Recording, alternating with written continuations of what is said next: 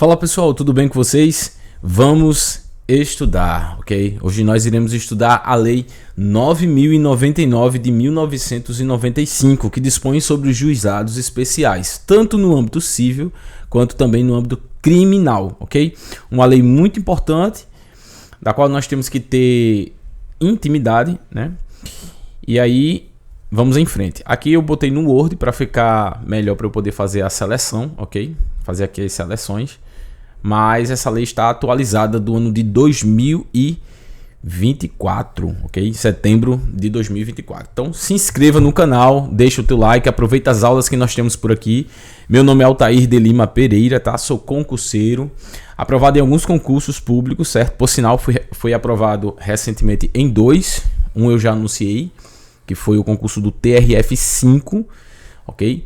Da Justiça Federal, no Rio de Janeiro especificamente, e também um outro que eu fiz que também fui aprovado, mas vou aguardar aí o resultado final para poder publicar nas minhas redes sociais.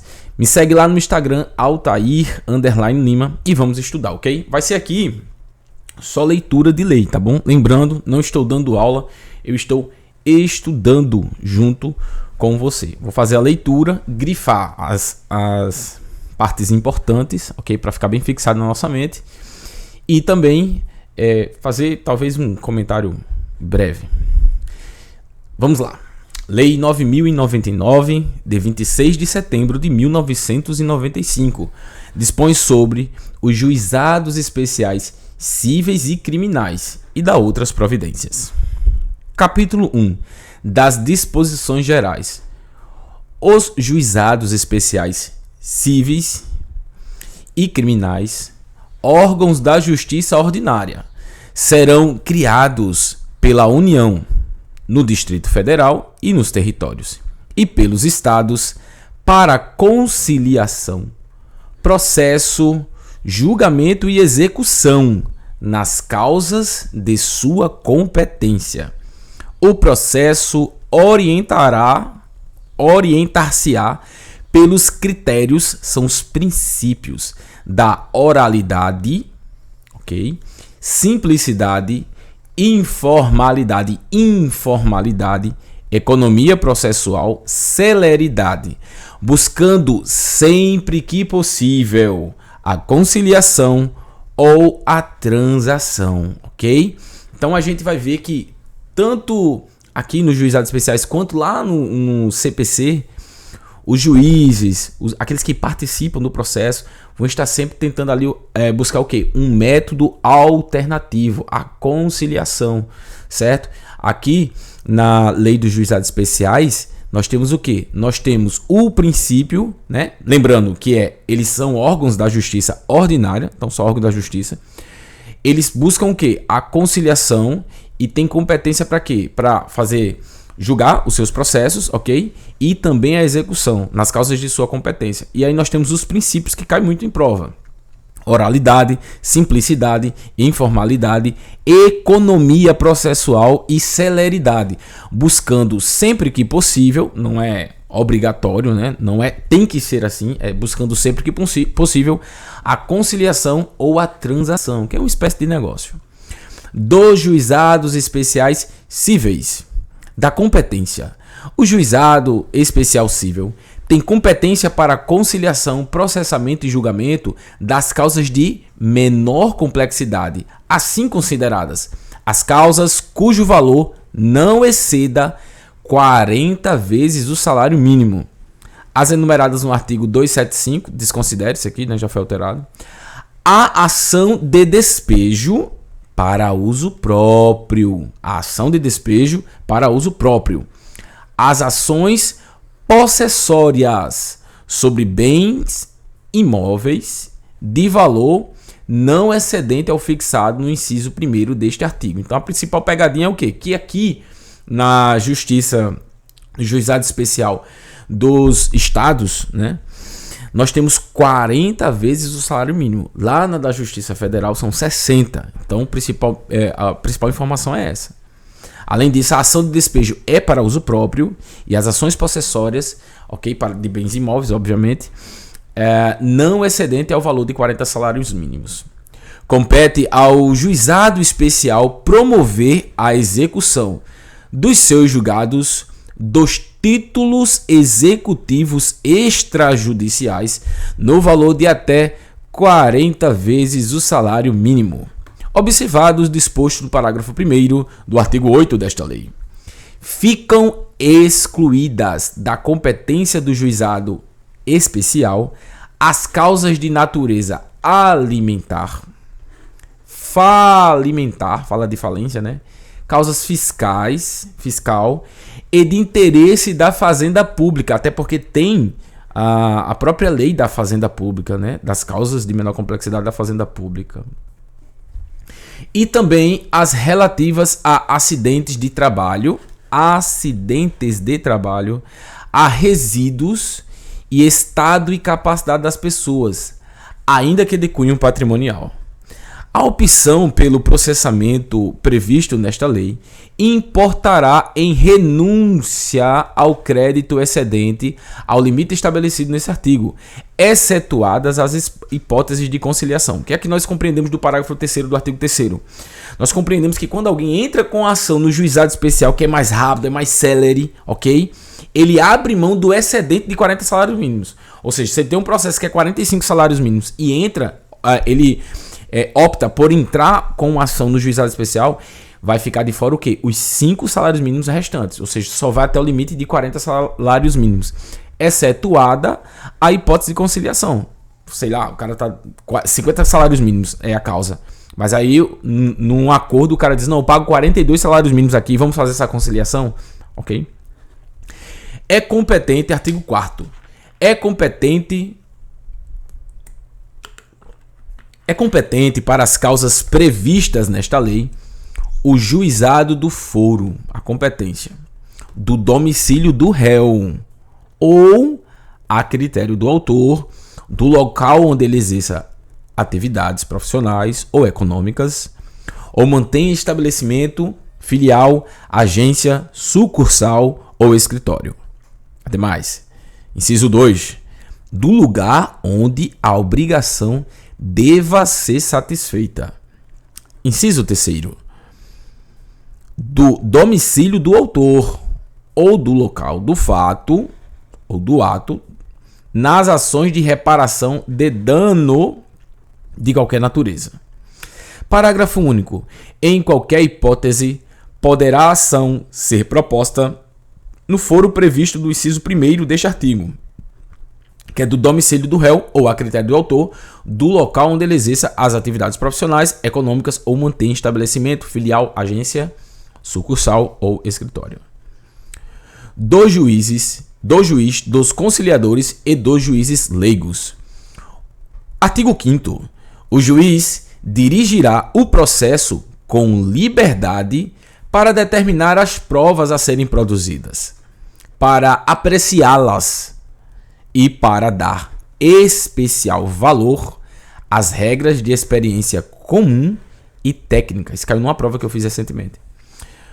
O juiz, artigo 6º. O juiz adotará em cada caso a decisão que reputar mais justa e equânime, atendendo aos fins sociais da lei e às exigências do bem comum. Artigo 7º. Os conciliadores e juízes leigos, são auxiliares da justiça.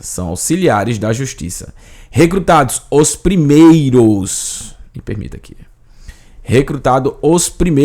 os conciliadores, preferentemente entre os bacharéis em direito, aquele que é formado em direito, e os segundos, que são os juízes leigos, entre os advogados com mais de 5 anos de experiência. Pegadinha na prova é 10, né? Ou inverter aqui. Então, os conciliadores, preferentemente, entre os bacharéis em direito.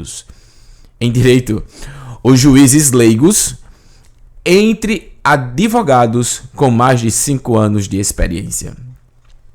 Os juízes leigos ficarão impedidos de exercer a advocacia perante os juizados especiais enquanto no desempenho das suas funções. Seção 3. Das partes. Não poderão ser parte no processo instituído por esta lei ou incapaz. Chove em prova, hein? O preso. As pessoas jurídicas de direito público. As empresas públicas da União. A massa falida e o insolvente civil. Artigo 8º. Não poderão ser partes no processo instituído por esta lei ou incapaz, o preso, as pessoas jurídicas de direito público, as empresas públicas da União, a massa falida e o insolvente civil. Somente serão admitidas a propor ação perante o juizado especial as pessoas jurídicas capazes, excluídos os cessionários de direito de pessoas jurídicas. Somente serão admitidas a propor ação perante o juizado as pessoas enquadradas como microempreendedores individuais, microempresas e empresas de pequeno porte, na forma da Lei Complementar 123 de 2006. As pessoas jurídicas qualificadas como OCIP, né? Organizações da sociedade, Organização da Sociedade Civil de interesse público nos termos da Lei 9.790 de 99. E também as sociedades de crédito ao microempreendedor. Parágrafo 2º. O maior de 18 anos poderá ser autor, independentemente de assistência, inclusive para fins de conciliação. Porque antigamente existia o que? Existia a menoridade civil e a menoridade penal. Então a gente desconsidera isso aí, mas pode cair em prova, a gente considera, ok? Artigo 9º. Nas causas de valor de até 20 salários mínimos, as partes comparecerão pessoalmente, podendo ser assistidas por advogado. Nas de valor superior, a assistência é obrigatória. Então, o juizado especial civil estadual é de causas de até 40 salários mínimos. Mas, se a causa for de até 20 salários mínimos, o autor pode optar ou não pela assistência técnica, pela assistência do advogado. Entretanto, nas causas de valor superior a 20 salários mínimos, a assistência é obrigatória. Parágrafo 1º. Sendo facultativa a assistência de até 20 salários mínimos, se uma das partes comparecer assistida por advogado, ou se o réu for pessoa jurídica ou firma individual, terá outra parte, se quiser, assistência judiciária prestada por órgão instituído junto ao juizado especial, na forma da lei local. Parágrafo 2º. O juiz alertará as partes da conveniência do patrocínio do advogado, quando a causa recomendar. Porque pode acontecer de uma causa ser facultativa de até 20 salários mínimos e mesmo assim existir uma complexidade ali naquele processo. E aí o juiz vai alertar as partes da conveniência do patrocínio por advogado quando a causa recomendar. O mandato ao advogado poderá ser verbal, salvo quanto aos poderes especiais. O réu, sendo pessoa jurídica ou titular de firma individual, poderá ser representado por preposto credenciado, munido de carta de preposição com poderes para transigir, sem haver necessidade de vínculo empregatício. Artigo 10. Não se admitirá no processo qualquer forma de intervenção de terceiros nem de assistência.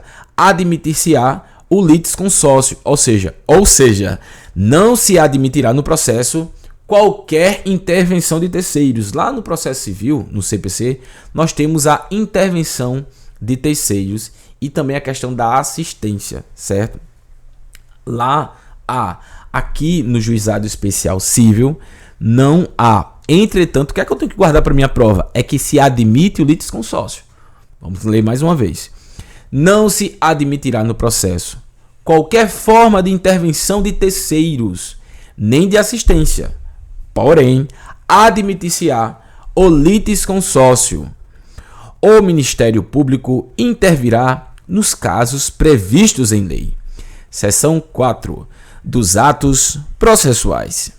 Os atos processuais serão públicos e poderão realizar-se em horários noturnos, conforme dispuserem as normas de organização judiciária. Nas 3 últimas provas que eu fiz, que caiu essa matéria de direito civil ou juizado especial, caiu esse artigo 12. Ele é campeão de prova, ok? Vamos ler mais uma vez. Os atos processuais serão públicos e poderão realizar-se em horário noturno, conforme dispuserem as normas de organização judiciária. Artigo 12A. Na contagem de prazo em dias, estabelecido por lei ou pelo juiz, para a prática de qualquer ato processual, inclusive para a interposição de recurso, computar-se-ão somente os dias úteis. São os prazos processuais. São contados apenas os dias úteis. Artigo 13. Os atos processuais serão válidos sempre que preencherem a finalidade para as quais forem realizados, atendidos os critérios indicados no artigo 2 desta lei, que é aquela ideia da oralidade, simplicidade, informalidade, muito importante isso aqui. Os atos processuais serão válidos sempre que preencherem a finalidade, sempre que atingirem a finalidade, ou seja, se há um errozinho ali de forma, mas atingiu a finalidade, o ato processual será válido. Os atos processuais serão válidos sempre que preencherem as finalidades para as quais forem realizados, atendidos os critérios indicados no artigo 2 desta lei. Parágrafo 1º. Não se pronunciará qualquer nulidade sem que tenha havido prejuízo. Ou seja, a nulidade, para ela produzir efeito, ela tem que ter havido ali, tem que ter produzido um prejuízo à parte. Parágrafo 2º. A prática de atos processuais em outras comarcas poderá ser solicitada por qualquer meio idôneo de comunicação. Apenas parágrafo 3º. Apenas os atos considerados essenciais serão registrados resumidamente em notas manuscritas, datilografadas, taquigrafadas ou estenotipadas. Os demais atos poderão ser gravados em fita magnética ou equivalente, que será inutilizada após o trânsito em julgado da decisão. Parágrafo 4º. As normas locais disporão sobre a conservação das peças do processo e demais documentos que o instruírem. Seção 5. Do pedido. Artigo 14. O processo instaurar-se-á com a apresentação do pedido, escrito ou oral. Se lembre do princípio da informalidade e do princípio da oralidade. À Secretaria do Juizado. O processo estará instaurado com a apresentação do pedido, escrito ou oral, à Secretaria do Juizado. Parágrafo 1º. Do pedido constarão de forma simples e em linguagem acessível, o nome, a qualificação e o endereço das partes, os fatos, os fundamentos de forma sucinta, o objeto e o seu valor. Parágrafo 2º. É lícito formular pedido genérico quando não for possível determinar, desde logo, a extensão da obrigação. É lícito formular pedido genérico quando não for possível determinar, desde logo, a extensão da obrigação. O pedido oral será reduzido a escrito pela Secretaria do Juizado, podendo ser utilizado o sistema de fichas ou formulários impressos. Artigo 15. Os pedidos mencionados no artigo 3º desta lei poderão ser alternativos ou cumulados. Nesta última hipótese, cumulado, desde que conexos, e a soma não ultrapasse o limite fixado naquele dispositivo, que é o artigo, que é a ideia dos 40 salários mínimos. Artigo 15. Registrado o pedido, independentemente de distribuição e atuação, a Secretaria do Juizado designará a sessão de conciliação a realizar-se no prazo de 15 dias. Agora a brincadeira começa a ficar mais interessante, porque aí a gente tem que começar a gravar os prazos. O pedido foi registrado. O que é que vai acontecer? Independentemente de distribuição ou atuação, esse ou é, ou i, né? A Secretaria do Juizado designará a sessão de conciliação a ser realizada no prazo de 15 dias. Artigo 17. Comparecendo inicialmente ambas as partes, instaurar-se-á desde logo a sessão de conciliação. É a sessão que vai tentar ali, a negociação, um acordo entre as partes, dispensados o registro prévio de pedido e dispensado também aqui, a citação. Dispensados o registro prévio de pedido e a citação. Parágrafo único. Havendo pedidos contrapostos, poderá ser dispensada a contestação formal e ambos serão apreciados na mesma sentença. Havendo pedidos contrapostos, poderá ser dispensada a contestação, que é a resposta que o réu vai entregar, a contestação formal, e ambos serão apreciados na mesma sentença. Agora sim, das citações e intimações. Lembrando, a citação é o chamamento, né, a ciência, a certificação. Ali, a primeira, você só é citado uma vez no processo. As intimações são para os demais atos do processo. A citação, artigo 18. A citação far-se-á por correspondência com aviso de recebimento em mão própria. Tratando-se de pessoa jurídica ou de firma individual, mediante entrega ao encarregado da recepção, que será obrigatoriamente identificado. Tratando-se de pessoa jurídica ou firma individual, mediante entrega ao encarregado da recepção, que será obrigatoriamente identificado. Numa empresa, por exemplo, né? Chega lá, quem é a pessoa que vai estar recebendo na recepção, essa pessoa vai ser identificada, obrigatoriamente identificada. Tratando-se de pessoa jurídica ou firma individual, mediante a entrega ao encarregado da recepção. Inciso 3º. Sendo necessário por oficial de justiça, independentemente de mandado ou carta precatória, ok? Então, por último, será aí a situação, se for necessário, por oficial de justiça, que aí seria pessoal. Também pessoal, né? Que aqui também seria pessoal. A citação conterá cópia do pedido inicial, dia e hora para comparecimento do citando e a advertência de que, não comparecendo o citando, considerar-se-ão verdadeiras as alegações iniciais, e será proferido julgamento de plano. O que é que a gente vai tomar cuidado aqui? A gente que está estudando para concurso. Que aqui há uma grande diferença em relação a quê? A parte civil, que aqui é a parte civil. A gente vai entrar na criminal agora. E tem também a parte criminal. A parte criminal você nunca vai responder sem advogado. Na parte criminal, a defesa técnica é sempre obrigatória. Ainda que foragido, ainda que... não importa a situação. Não importa a situação. Não importa se está foragido, se não tá em lugar, se não sabe onde é que aquela pessoa está, enfim.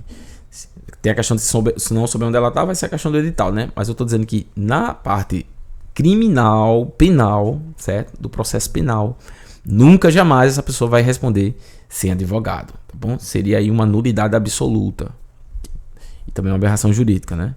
Já no âmbito civil, não. Se ele não responder, se ele não contestar, não responder a citação com a sua contestação, Aqui, ó, considerar-se-ão verdadeiras as alegações iniciais e será proferido o julgamento.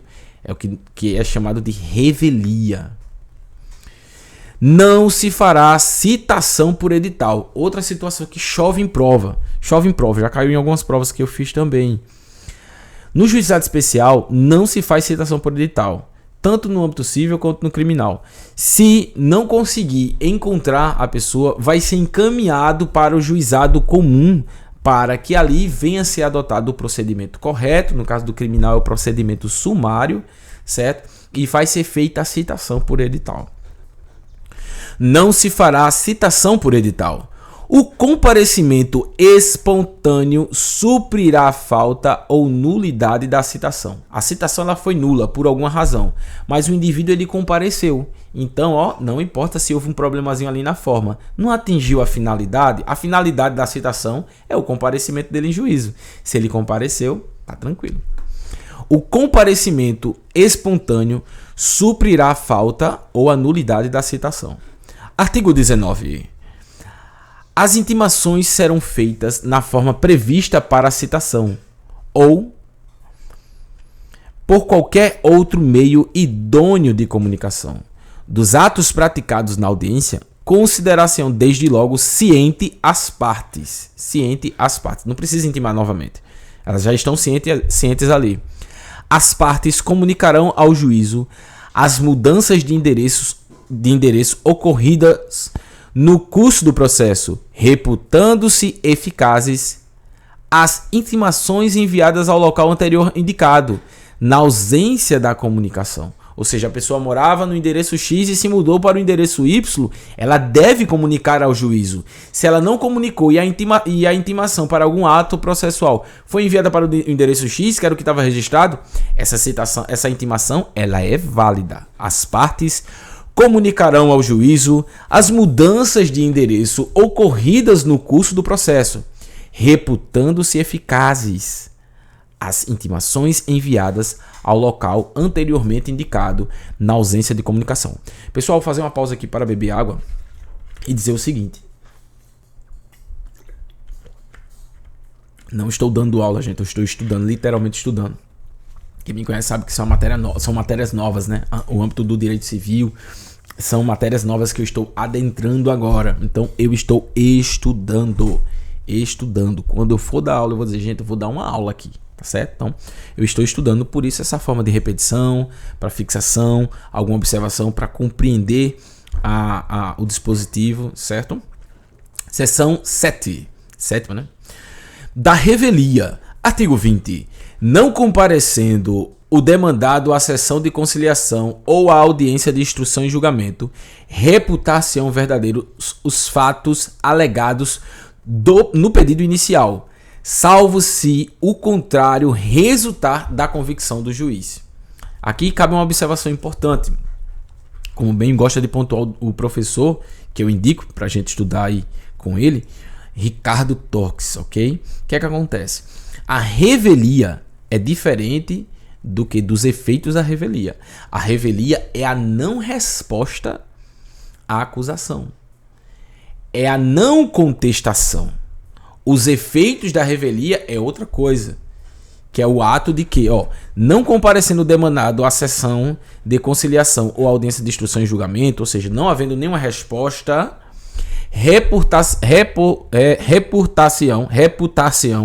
verdadeiros os fatos alegados no pedido inicial. Aqui é o efeito da revelia, certo? Salvo se do contrário resultar a convicção do juiz. Ou seja, o juiz olhou assim e disse, rapaz, embora o efeito da revelia seja considerar verdadeiras alegações, essa conversa desse camarada aí não tá me convencendo não, essa conversa tá errada, tá estranha. Os fatos não batem, as informações não batem. Então o juiz pode entender de forma contrária. Da conciliação e do juízo arbitral. Artigo 21. Aberta a sessão, o juiz togado ou leigo esclarecerá as partes presentes sobre as vantagens da conciliação, mostrando-lhes os riscos e as consequências do litígio, especialmente quanto ao disposto do parágrafo 3º do artigo 3 desta lei. Artigo 22. A conciliação será conduzida pelo juiz togado ou leigo, ou por conciliador, sob sua orientação. Então, a conciliação será conduzida pelo juiz togado, ou pelo juiz leigo, ou pelo conciliador, lembrando, conciliador, bacharéis em direito, juiz leigo, advogados com 5 anos, mais de 5 anos de experiência. E o juiz togado é o juiz de direito, aquele que fez concurso de provas e títulos. Sobre sua orientação, sua que faz referência ao juiz togado. Então, se for leigo ou conciliador, será pela supervisão e orientação do juiz de direito. Parágrafo 1º. Obtida a conciliação, esta será reduzida a escrito e homologada pelo juiz togado, mediante sentença que com eficácia de título executivo. Então, a sentença que homologa a conciliação do juizado especial civil, ela tem o quê? Eficácia de título executivo, certo? Vai executar no juizado, né? Até 40 salários mínimos executa no juizado, certo? E tem eficácia de título executivo. Parágrafo 2º. É cabível a conciliação não presencial conduzida pelo juizado mediante o emprego de recursos tecnológicos disponíveis de transmissão de sons e imagens em tempo real, devendo o resultado da tentativa da conciliação ser reduzido a escrito com os anexos pertinentes. Veja que essas são alterações de 2020. No período da pandemia houve muito, né? Vocês sabem que eu sou policial, então eu também participei de algumas audiências de prisões que eu realizei, obviamente, via aqui internet, tá ok? Via webcam, certo? Sistema de informação, certo? Tecnológico. Então, não tem como errar isso aí em prova. Artigo 23. Se o demandado não comparecer ou recusar-se a participar da tentativa de conciliação não presencial, o juiz togado proferirá sentença. Se o demandado não... Aqui é o réu, né? Se o demandado não comparecer ou recusar-se a participar da tentativa de conciliação não presencial, digamos aqui pela internet, o juiz togado proferirá sentença. Artigo 24. Não obtida a conciliação, as partes poderão optar, de acordo comum, pelo juízo arbitral, ok? Pelo juízo arbitral, na forma prevista nesta lei. O juízo arbitral considerar-se-á instaurado, o juízo, né? O juízo arbitral considerar-se-á instaurado, independente de termo de compromisso, com a escolha do árbitro pelas partes. Se este não estiver presente, o juiz convocá-lo-á e designará de imediato a data da audiência de instrução. O árbitro será escolhido dentre os juízes leigos. O árbitro será escolhido dentre os juízes leigos, até 5 anos, né? Melhor, com mais de 5 anos de advocacia. Artigo 25. O árbitro conduzirá o processo com os mesmos critérios do juiz, na forma dos artigos 5º e 6º desta lei, podendo decidir por equidade. Quem é o Altair? O árbitro conduzirá o processo com os mesmos critérios do juiz. Artigo 26. Ao término da instrução ou nos 5 dias subsequentes, o árbitro apresentará o laudo ao juiz togado para homologação por sentença irrecorrível. Quem vai homologar o que foi decidido na arbitragem é o juiz togado e a sentença é irrecorrível. Seção 9. Da instrução e julgamento. Artigo 27.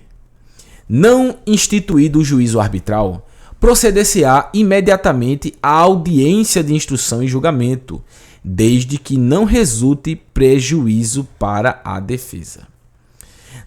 Parágrafo único. Não sendo possível a sua realização imediata, será a audiência designada para um dos 15 dias subsequentes.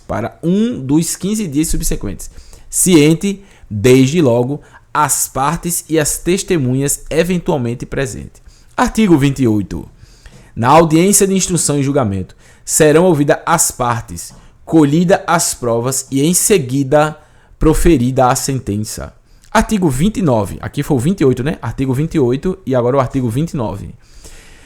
Serão decididos de plano todos os incidentes que possam interferir no regular prosseguimento da audiência. As demais questões serão decididas na sentença. Parágrafo único. Sobre os documentos apresentados por uma das partes, manifestar-se-á imediatamente a parte contrária, sem interrupção da audiência. Seção 10. Da resposta do réu. Artigo 30. A contestação é a resposta do réu, como eu falei lá acima, que será oral ou escrita, conterá toda a matéria de defesa, exceto arguição de suspeição ou impedimento do juiz, que se processará na forma da legislação em vigor. Então, na contestação, que será oral ou escrita, conterá toda a matéria de defesa, exceto arguição de suspeição ou impedimento do juiz, que será processada na forma da legislação em vigor. Artigo 31. Não se admitirá a reconvenção. É lícito ao réu, na contestação, formular pedido em seu favor, nos limites do artigo 3º desta lei, desde que fundado nos mesmos fatos que constitui objeto da controvérsia. Ok? Então, artigo 30 e 31 são importantíssimos. Vou repetir mais uma vez. Da resposta do réu. Artigo 30.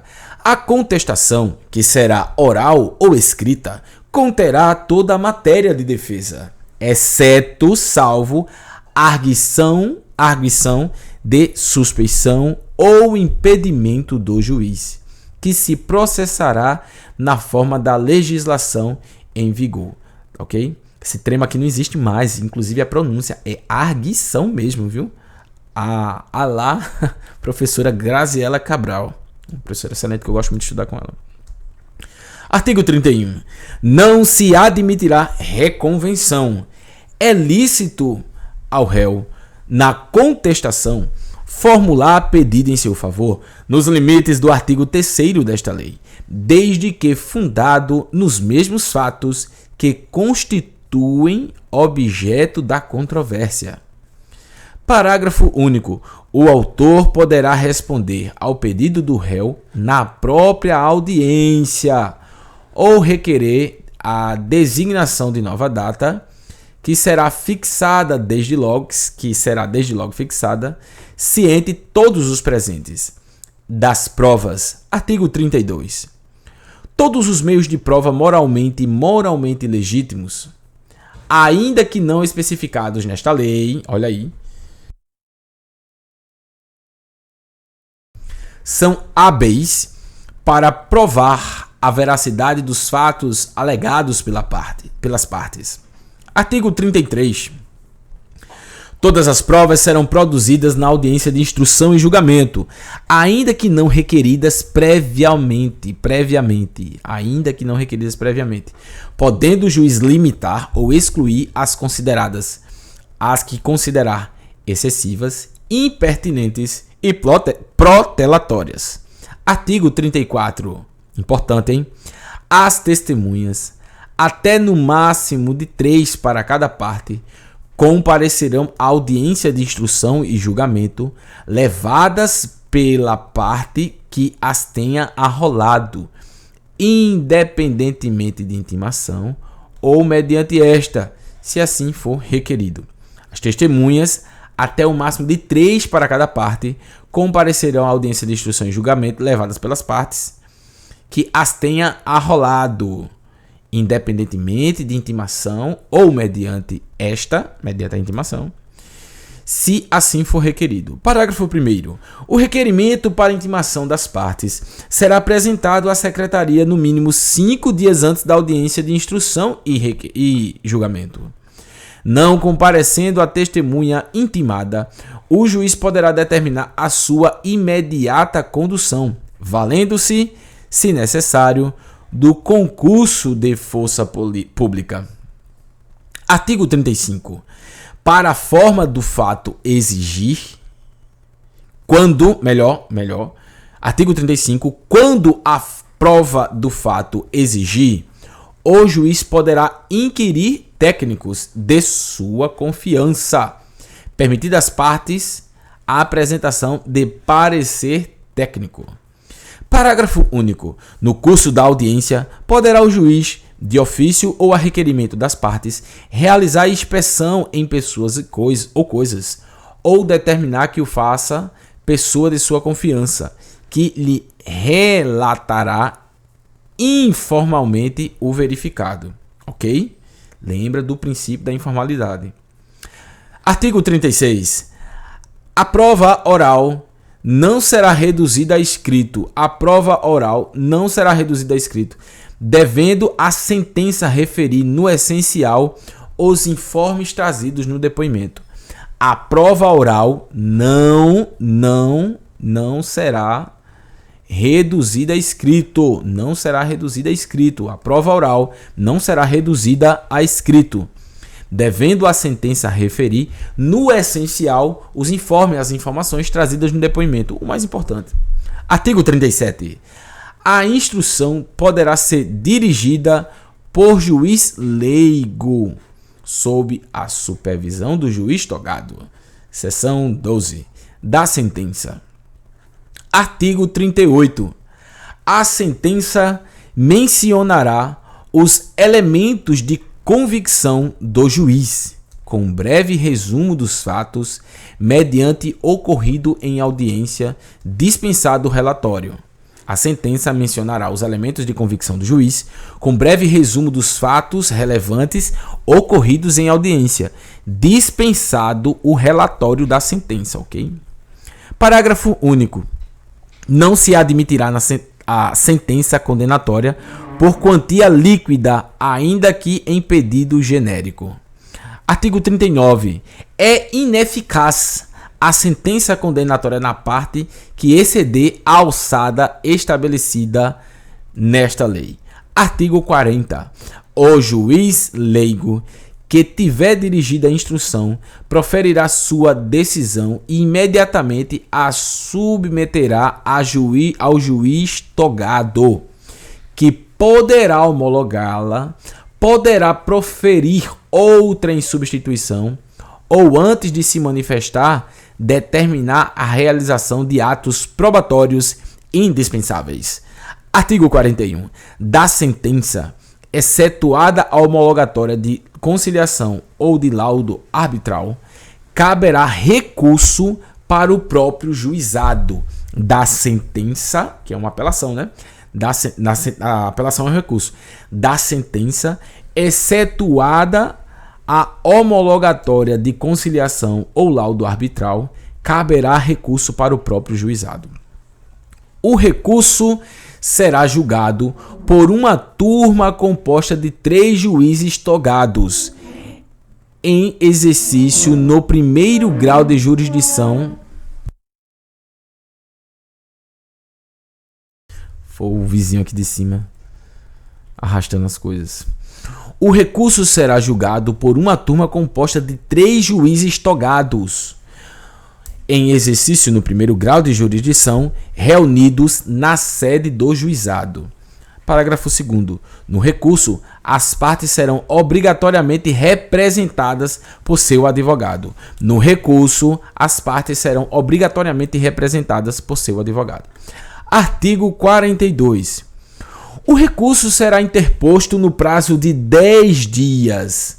O recurso será interposto no prazo de 10 dias, contados da ciência da sentença, por petição escrita, da qual constarão as razões e o pedido do recorrente.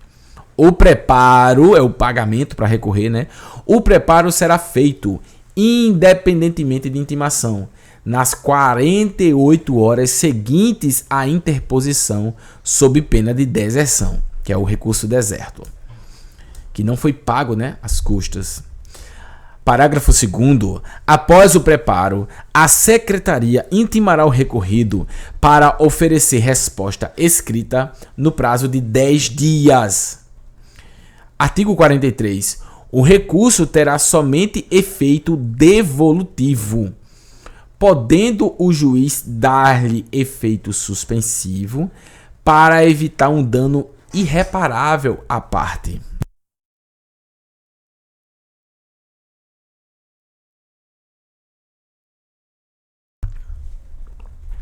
Artigo 44.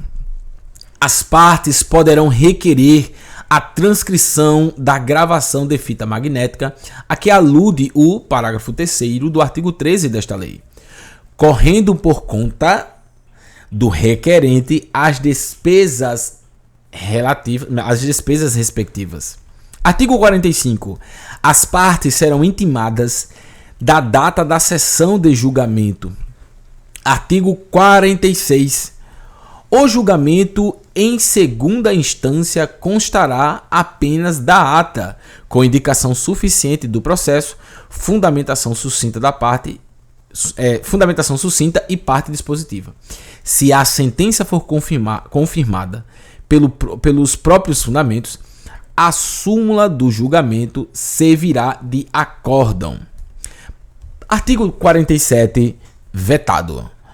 Seção 13. Dos embargos de declaração. Caberão embargos de declaração contra a sentença ou acórdão nos casos previstos no Código de Processo Civil. Os erros materiais podem ser corrigidos de ofício. Os embargos de declaração serão interpostos por escrito ou oralmente no prazo de 5 dias, contados da ciência da decisão.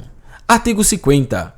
Os embargos de declaração interrompem o prazo para a interposição do recurso. O que é que eu faço para gravar isso aqui? Eu penso assim, os embargos de declaração, sei lá, ele existe ali algumas razões. Uma delas é quando está obscura a sentença, né? Quando você não entendeu ali aquela decisão interlocutória. Então, quando o juiz dá uma sentença obscura, observe que a pessoa não entende a sentença. Como é que ela vai recorrer?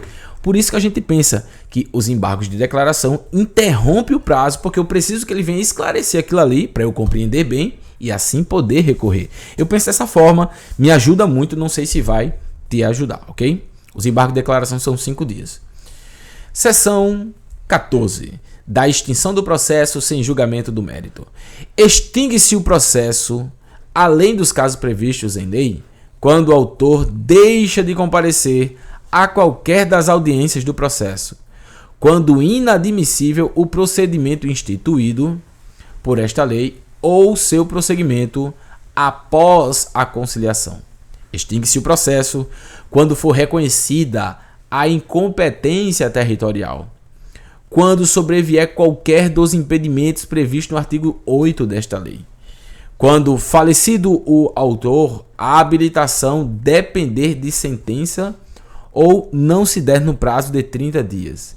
Quando falecido o réu, o autor não promover a citação dos sucessores no prazo de 30 dias do fato. Parágrafo 1º. A extinção do processo independerá, em qualquer hipótese, de prévia intimação pessoal das partes. Parágrafo 2º. No caso do inciso 1º deste artigo, quando comprovar que a audiência decorrente de força maior, quando comprovar que a ausência decorrente de força maior, a parte poderá ser isenta pelo juiz do pagamento das custas da execução, seção 15. Artigo 52. A execução da sentença processar-se-á no próprio juizado, olha aí como nós tínhamos falado, aplicando-se no que couber o disposto do Código de Processo Civil com as seguintes alterações. As sentenças serão necessariamente líquidas. contendo a conversão em bônus do Tesouro Nacional, BTN, ou índice equivalente. Os cálculos de conversão de índice de honorários, de juros e de outras parcelas serão efetuados por servidor judicial. A intimação da sentença será feita, sempre que possível, na própria audiência em que for proferida. Nessa intimação, o vencido será instado a cumprir a sentença tão logo ocorra o seu trânsito em julgado e advertido do seu descumprimento. Inciso 4. Quarto, não cumprida voluntariamente a sentença transitada em julgado e tendo havido solicitação do interessado, que poderá ser verbal, processar-se-á desde logo a execução, dispensada nova citação. Inciso 5.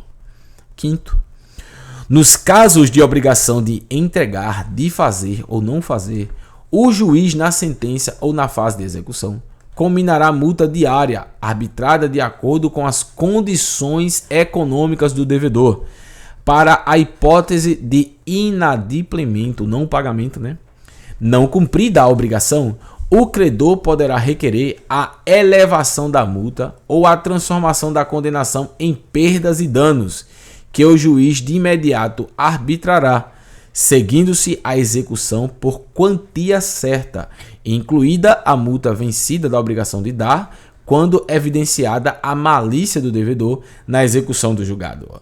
Inciso 6. Na obrigação de fazer, o juiz pode determinar o cumprimento por outrem, fixado o valor que o devedor deve depositar para as despesas sob pena de multa diária. Inciso 7. Na alienação forçada dos bens, o juiz poderá autorizar o devedor, o credor, a terceira pessoa idônea a tratar da alienação do bem penhorado, a qual se aperfeiçoará em juízo até a data fixada para a praça ou leilão. Sendo o preço inferior ao da avaliação, as partes serão ouvidas. Se o pagamento não for à vista, será oferecida caução idônea. Nos casos de alienação de bem móvel ou hipotecado o imóvel. Inciso 8. É dispensada a publicação em editais e jornais quando se tratar de alienação de bens de pequeno valor. Inciso 8, agora é o inciso 9. Inciso 9. O devedor poderá oferecer embargos nos autos da execução, versando sobre falta ou nulidade de citação no processo, se ele correu a revelia, manifesto excesso de execução, ainda erro de cálculo ou causa impeditiva, modificativa ou extensiva da obrigação superveniente à sentença, que veio após a sentença. Artigo 53. A execução de título executivo extrajudicial, no valor de até 40 salários mínimos, obedecerá ao disposto no Código de Processo Civil com as modificações introduzidas por esta lei. Parágrafo 1º. Efetuada a penhora, o devedor será intimado a comparecer à audiência de conciliação, quando poderá oferecer embargos, por escrito ou verbalmente. Parágrafo 2º. Na audiência, será buscado o meio mais rápido e eficaz para a solução do litígio, se possível com dispensa da alienação judicial, devendo o conciliador propor, entre outras medidas cabíveis, o pagamento do débito a prazo ou a prestação, a dação em pagamento ou a imediata adjudicação do bem penhorado. Parágrafo 3º. Não apresentados os embargos em audiência ou julgados improcedentes, qualquer das partes poderá requerer ao juiz a adoção de uma das alternativas do parágrafo anterior. Parágrafo 4º. Não encontrado o devedor ou inexistindo bens penhoráveis, o processo será imediatamente extinto, devolvendo-se os documentos ao autor.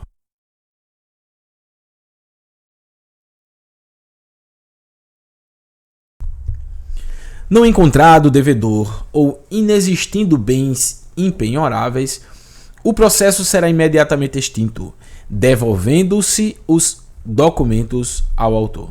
Seção 16. Das despesas. Artigo 54. O acesso ao juizado especial independerá, em primeiro grau de jurisdição, do pagamento de custas, taxas ou despesas. Parágrafo único.